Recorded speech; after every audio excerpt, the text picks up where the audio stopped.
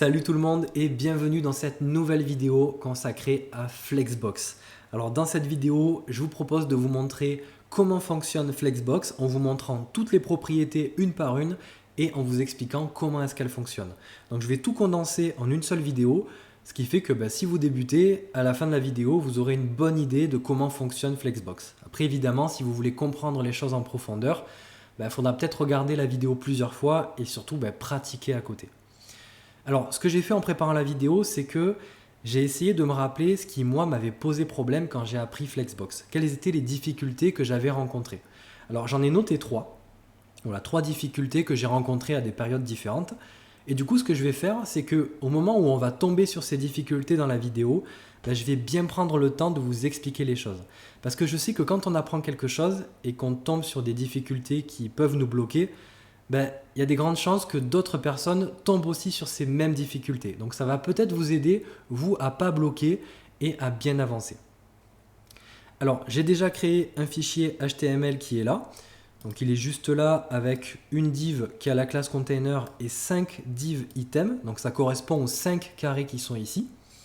Et j'ai fait un petit peu de CSS histoire de mettre des couleurs pour qu'on ait quelque chose de visuel.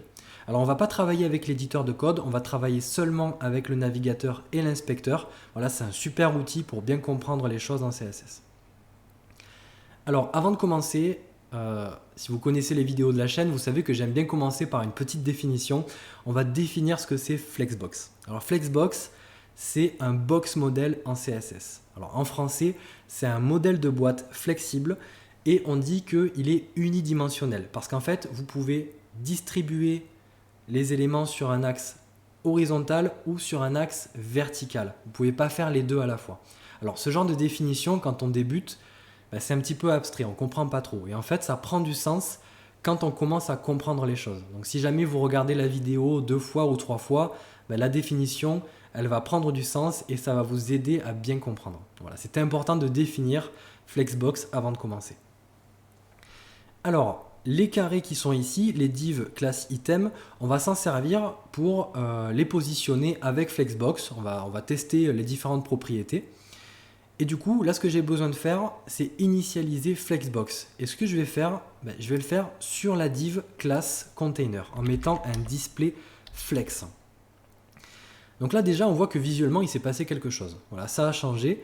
Alors, on va revenir sur ça juste après, mais avant, il faudrait se poser la question: pourquoi est-ce que j'ai mis un display flex sur la div class container? Voilà. Pourquoi est-ce que je ne l'ai pas mis sur le body ou directement sur les div items? Parce qu'après tout, c'est les éléments que j'aimerais positionner avec Flexbox. Alors pourquoi je n'ai pas mis un display flex sur ces éléments-là? Donc première difficulté que moi j'ai rencontrée, c'est savoir en fait sur quel élément je devais mettre un display flex. Alors, il faut bien comprendre un truc, c'est qu'avec Flexbox, on a un système de parent-enfant, une relation élément-parent, élément-enfant. En fait, si vous voulez positionner des éléments ou un élément avec Flexbox, il faut le faire depuis le parent direct. Donc là, j'ai envie de déplacer, j'ai envie de bouger mes éléments, mes div class item. Il faut que je cible le parent direct, c'est-à-dire la div class container, et il faut que je lui mette un display flex. Voilà, c'est comme ça que ça fonctionne. Et il faut bien comprendre un truc, c'est que quand vous mettez un display flex sur un élément, automatiquement, cet élément va devenir ce qu'on appelle le flex container. Et on va avoir des propriétés uniquement pour le flex container. Et automatiquement, les enfants directs du flex container, c'est-à-dire les div items, ils vont devenir ce qu'on appelle les flex items. Et on va avoir des propriétés uniquement pour les flex items. Alors pour l'instant, on va se concentrer uniquement sur le flex container. Alors ce que je vais faire, c'est que je vais appuyer sur le bouton flex ici. Comme ça, ça va mettre en surbrillance le flex container. Et je vais aller sur layout et on va passer l'overlay en noir.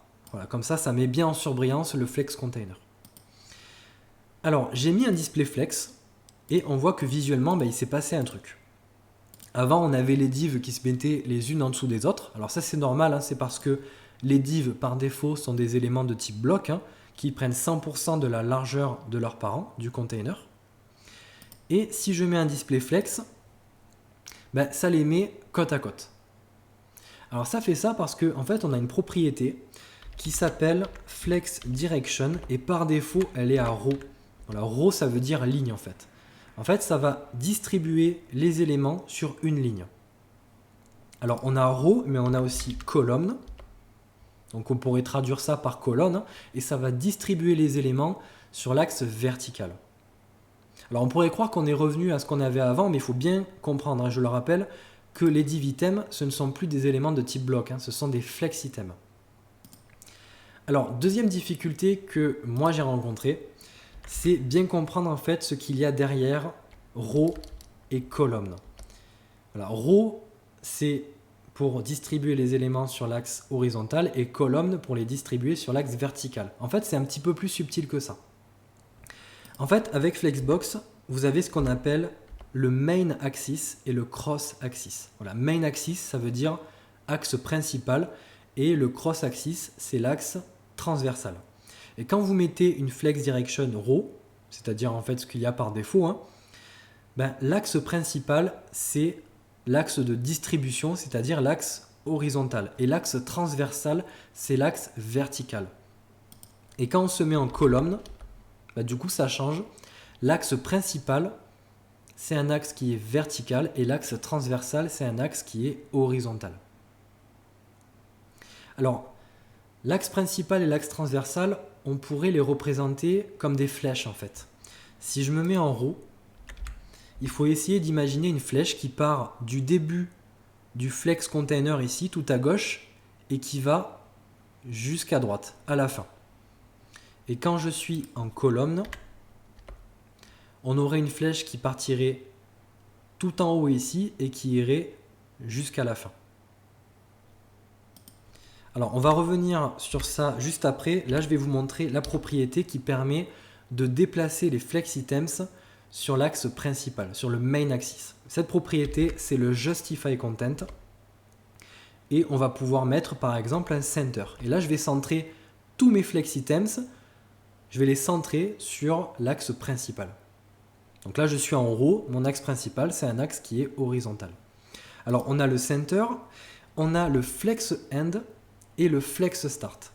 Alors là, flex end, vous voyez que ça les met à droite et flex start, ça les met à gauche. Alors, flex start, c'est la valeur par défaut. Et là, il faut faire attention. Il ne faut pas vous dire flex start, ça veut dire à gauche et flex end, ça veut dire à droite. Parce que ça va dépendre de la direction de la flèche. Et la direction de la flèche, vous pouvez la changer en mettant par exemple un row-reverse.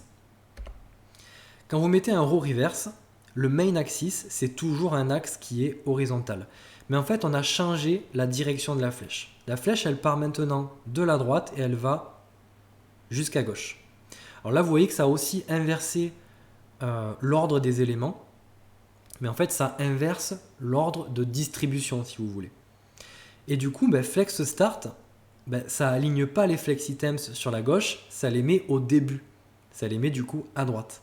Et flex end, ça les met à gauche, à la fin.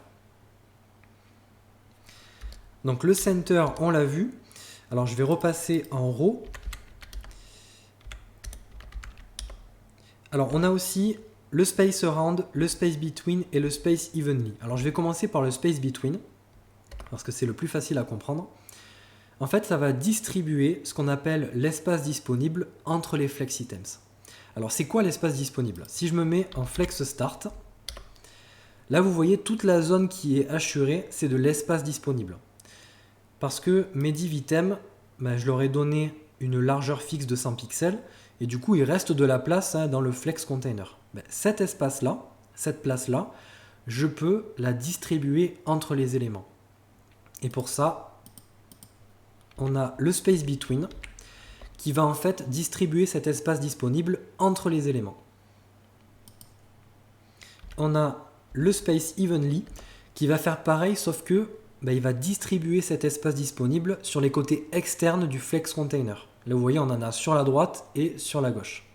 Et on a le space around qui fait un petit peu pareil, sauf qu'il va mettre moitié moins d'espace sur les côtés externes. Là, vous voyez l'espace qu'il y a par exemple entre la div 4 et 5. Cet espace-là, on a la moitié de cet espace qui est sur la droite et la moitié qui est sur la gauche. Voilà, l'espace qui est entre les éléments est divisé en deux est réparti sur la gauche et sur la droite.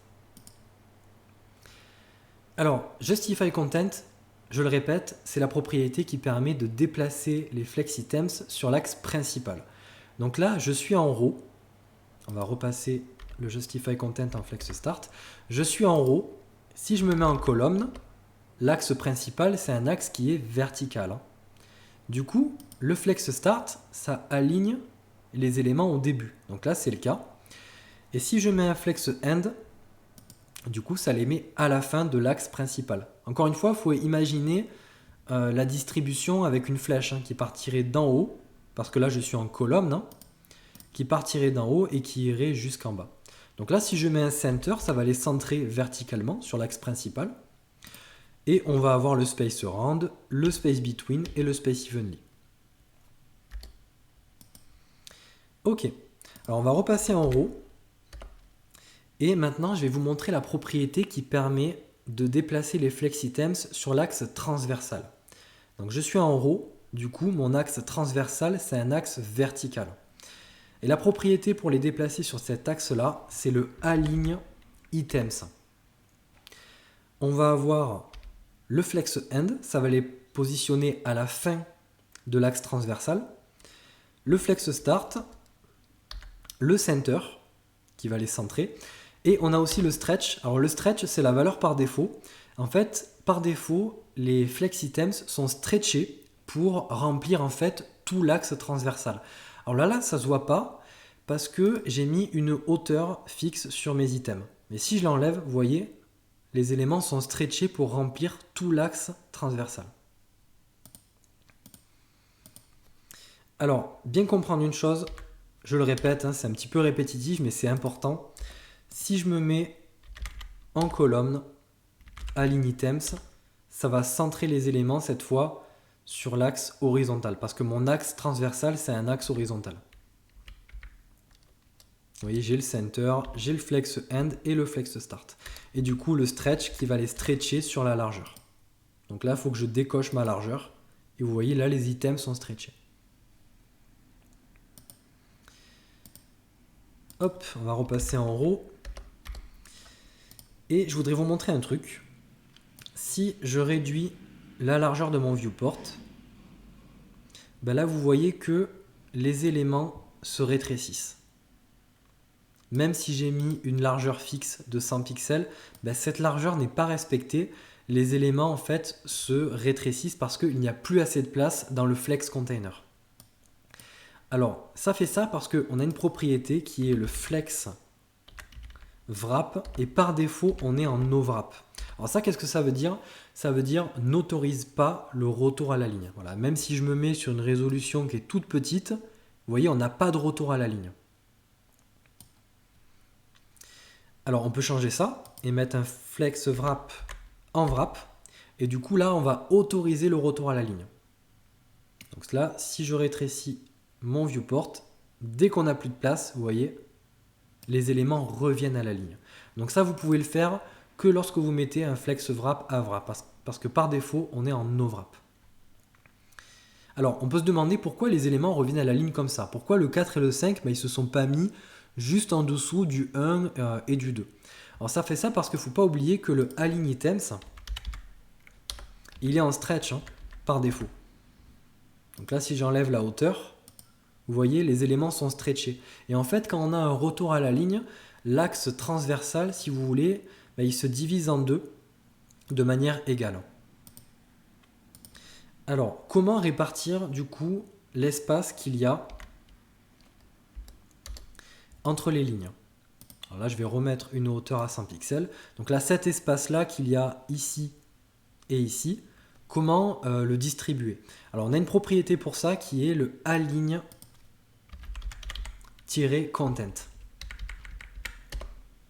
Donc cette propriété, il faut s'en servir que lorsque vous voulez gérer l'espace entre les lignes. Et du coup, quand vous mettez un flex wrap à wrap. Donc là, on va avoir le center. Donc là, ça va centrer les lignes. On va avoir le flex end, le flex start. Et on va retrouver le space around, le space between et le space evenly. Donc le align content, je le répète, c'est pour gérer l'espace entre les lignes, pour distribuer l'espace disponible qu'il y a entre les lignes. Alors, une propriété raccourcie qui peut être intéressante, c'est flex-flow. Ça, c'est une propriété qui vous permet de définir en une seule propriété la flex direction et le flex wrap. Donc là, si je mets un row, donc en premier, il faut mettre la flex direction et ensuite flex wrap. Donc là, si je mets un row wrap, vous voyez, c'est comme si je mettais une flex direction à row et un flex wrap à wrap. Donc c'est une propriété raccourcie. Ok. Alors, ça, c'était pour les propriétés du flex container. Alors, vous voyez, il n'y en a pas beaucoup, mais en apparence, vous voyez, les flexbox, ça a l'air facile, mais quand vraiment on essaye de comprendre les choses, c'est un petit peu complexe. C'est pas si évident que ça. Alors, on va se remettre comme ça et on va passer aux propriétés des flex items. Alors, la première propriété que je vais vous montrer, elle n'est pas compliquée, c'est la propriété order. Alors, par défaut, tous les flex items ont un order qui est à 0. En fait, order, c'est ce qui va vous permettre de redéfinir l'ordre de distribution des flex items. Donc, par défaut, ils ont tous un order à 0, ce qui fait qu'en fait, ils vont respecter l'ordre du DOM. Là, vous voyez, le 1, il est en premier, le 2 en deuxième, le 3 en troisième, etc. Alors, avec order, vous pouvez changer cet ordre. Par exemple, item 1, je peux lui mettre un order qui va être supérieur à 0, par exemple 1, et du coup, ça va le positionner après tous les autres parce que la 2, la 3, la 4 et la 5 ont un order à 0 et la 1 a un order à 1. Et si je cible la 4 et que je lui mets un order, par exemple de 10, ça va la positionner après la div numéro 1. Donc ça, c'est pas très compliqué. Hop, on va enlever ça. Et ensuite, on a la propriété align-self. Alors cette propriété, c'est celle qui va vous permettre de positionner un flex item sur l'axe transversal. Donc je suis sur une flex direction arrow, mon axe principal il est horizontal et mon axe transversal il est vertical. Du coup, si je mets sur ma div item 1 par exemple un align self flex end, ça va positionner mon élément tout à la fin de mon axe transversal. Et on va avoir le center et le flex start. Donc après, évidemment, vous pouvez mettre ça sur d'autres flex items. Voilà, je peux cibler la numéro 3 et lui mettre un align self en flex end. Voilà, vous pouvez positionner vos flex items sur l'axe transversal. Ensuite, on va avoir 3 propriétés qui vont ensemble. Et ça, c'est ce qui m'a posé problème pendant un petit moment. C'est la 3e difficulté qui m'a bloqué un petit moment. C'est les 3 propriétés flex basis, flex grow et flex shrink. Alors, comment est-ce que ça marche? Ce que je vais faire, je vais mettre, on va enlever 3 divs, on va juste garder la 1 et la 2 et je vais leur mettre un flex basis, on va commencer par celle-là, à 400 pixels. Ok, on va se mettre comme ça. Et là, du coup, quand on voit ça, on peut se dire, ok, flex basis, c'est pas compliqué. C'est la propriété qui permet de donner une largeur aux flex items. D'ailleurs, je peux même enlever la width à 100 pixels, ça ne me sert à rien. C'est plus compliqué que ça. Flex basis, en fait, ça va dépendre de l'axe principal. Ça va définir une taille à votre flex item en fonction de si on est sur une flex direction en row ou en colonne. Là, si je me mets en colonne, flex basis, ça va définir une hauteur. On va repasser en row et on va passer à flex grow. Alors, flex basis, flex grow et flex shrink, ça fonctionne ensemble. Vous allez voir qu'après, flex basis, ça va vous sembler plus compréhensible. Flex grow, c'est la propriété qui va vous permettre de distribuer l'espace disponible sur vos flex items. Là, vous voyez, j'ai 2 divs qui font 400 pixels de large parce que je leur ai mis une flex basis à 400 pixels et parce que je suis sur une flex direction à RAW. Ben vous voyez, j'ai quand même de l'espace disponible ici sur le côté. Ben avec Flex Gros, vous allez pouvoir dire à vos éléments comment se répartir cet espace disponible. Est-ce qu'ils doivent le récupérer pour se l'approprier et grossir, ou est-ce qu'ils doivent ne pas le récupérer? Alors là, vous voyez que par défaut, ben, ils ne le récupèrent pas. On a cet espace disponible et si on inspecte, on voit que les deux divs font 400 pixels de large. C'est parce que par défaut, le Flex Gros est à 0. Ça veut dire ne prenez pas cet espace disponible. Alors si je le change et que je le mets à 1, hop, ben vous voyez, quand on a de l'espace disponible, les flex items vont le prendre. Et comme j'ai mis flex gros à 1 sur les deux, ben en fait ce qu'ils vont faire, c'est qu'ils vont se le répartir de manière égale. On va repasser à 0. Mon container, il a une largeur de 842. Alors si on enlève les bordures que j'ai mis, ben en fait ça fait une largeur de 840. Donc on a deux divs à l'intérieur qui font 400 pixels de large. Ben du coup, j'ai 40 pixels en trop. Voilà, la zone avec les hachures, elle fait une largeur de 400 pixels. Ben du coup, avec Flex Gros, on peut dire, ben, répartissez-vous ces 40 pixels. Bon, on a 40 pixels en trop ici. Si je mets un Flex Gros à 1, donc comme j'ai dit, en fait, ça dit aux éléments, prenez cet espace disponible et répartissez-vous-le, en fait. Ben, si on regarde, on voit que la div 1 et la div 2, elles font maintenant 420 pixels. Donc elles ont pris les 40 pixels et elles en ont pris ben, chacune la moitié, donc 20 pixels. 20 pixels pour la 1 et 20 pixels pour la 2. Alors, Flex Gros à 1, si on le met sur les deux div items, elles vont se le répartir. Mais ce qu'on peut faire, c'est cibler par exemple item 1 et lui mettre Flex Gros à 1. Et là, du coup, ma div item 1 va faire 440 pixels de large parce qu'en fait, je lui ai dit, ben, récupère tout. Ma div item 2, par défaut, elle a un Flex Gros à 0. Donc ça, c'est intéressant parce que vous voyez, pour le responsive, la div item 2, elle a un Flex Gros à 0, ce qui fait qu'elle va garder sa largeur de base. Et là, voilà, ça me permet de revenir sur Flex Basis. Flex Basis, ça vous permet en fait de définir une taille, une dimension de base à respecter.